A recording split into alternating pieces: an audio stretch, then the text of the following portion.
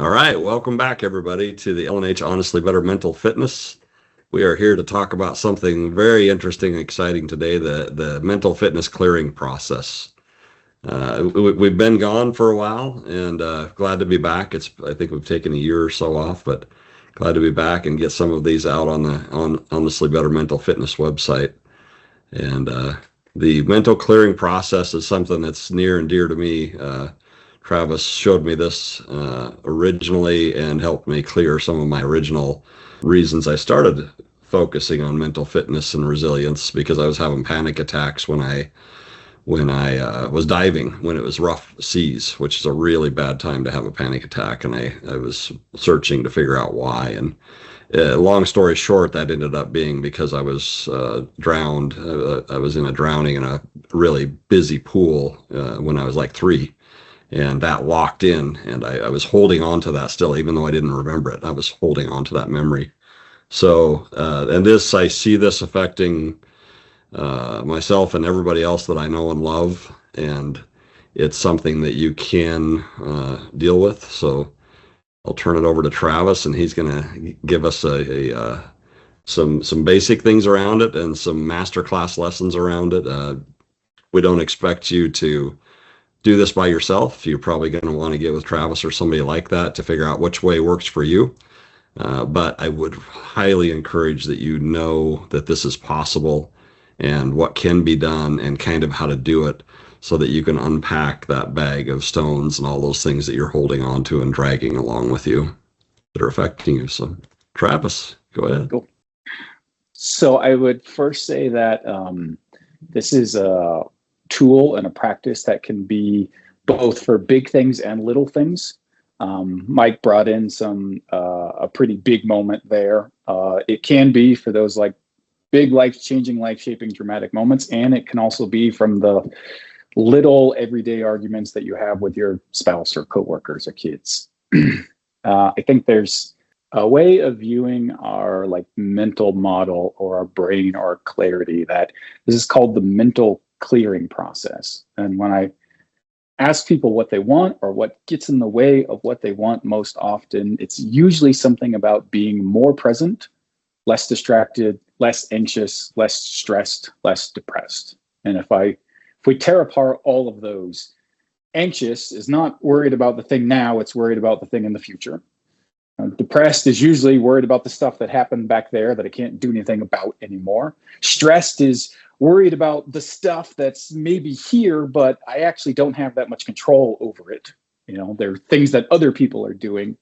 And usually when we get to the part of us that we have control over, we have like the least amount of energy or space, because our energy and space is going out to all these things that we don't have much control or power over. So this is a process to like clear that slate so you can be here, focused and present on whatever it is you want to direct your energy. This might be a way of thinking of a tool that allows you to put your energy where you want to put your energy. And the tool specifically helps you eliminate the things that are currently sucking up your energy that you don't want it to be. This is both as deep or as shallow as you want it to be. You could start shallow because people, they don't want to. What I notice with my friends and my loved ones is they don't want to tackle the really hairy stuff, right? So if they could just start by tackling something maybe not so big and scary and hairy for them, and see how easy it is and see how well it works, then I would love if everybody would unpack those deep ones that are squirting out at the worst possible times and causing them problems. Yeah. But I think both. I think we need to talk about both. I had both. Yeah, that's a great point.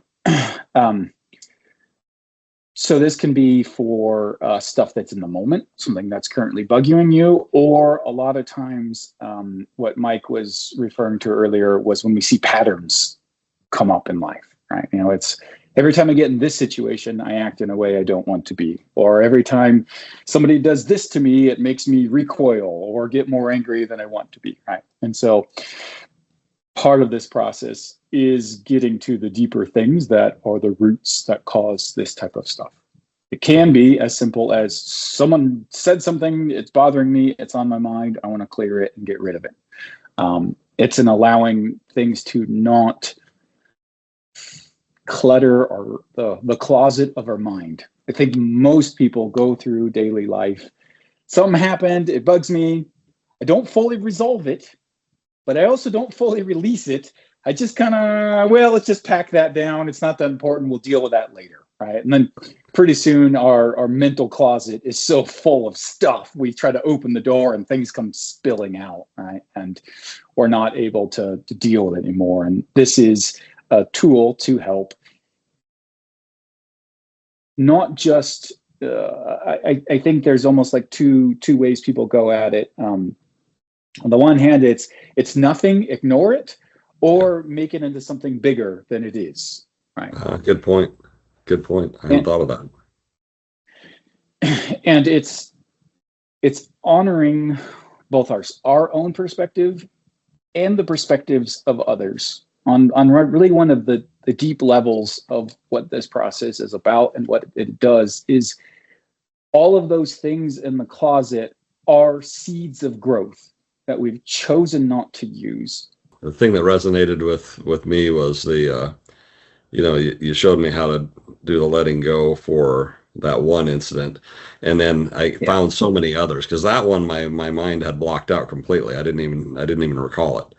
Right. But now I'm very excited when I have something that triggers me, pisses me off, whatever, makes me afraid or mad.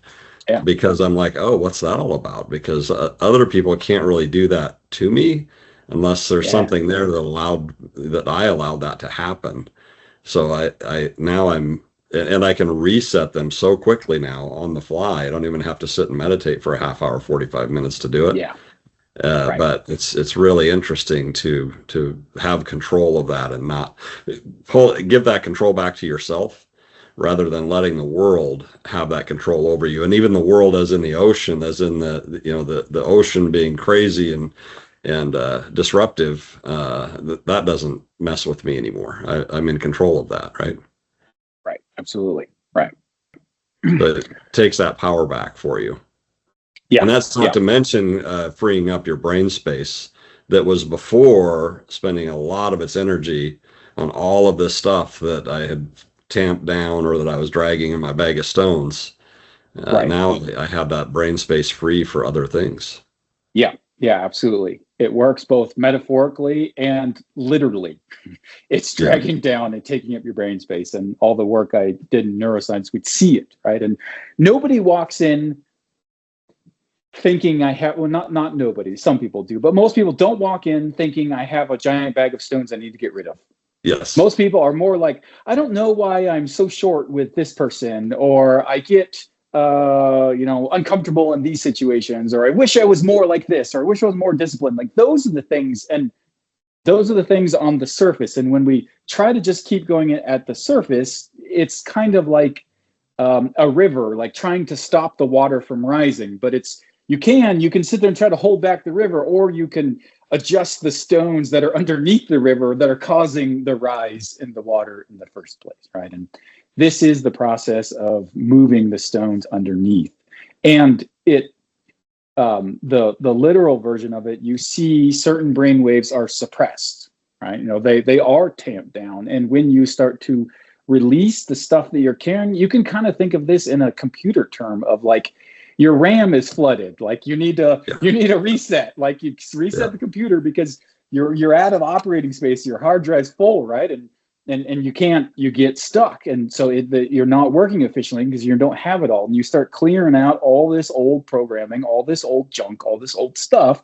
Then suddenly you start regaining more space. You feel more like you again. You feel less burdened. And it is both, a visceral, physical, emotional feeling, and it is a very real neurological thing that we can measure and see where you're at in there as well. And so this is freeing your mind, freeing yourself from what was. Even fears of the future are all rooted into the past. And I think most people are stuck in apathy, believing it's acceptance. Should we dive into the difference between apathy and acceptance, or do you think that's clear enough?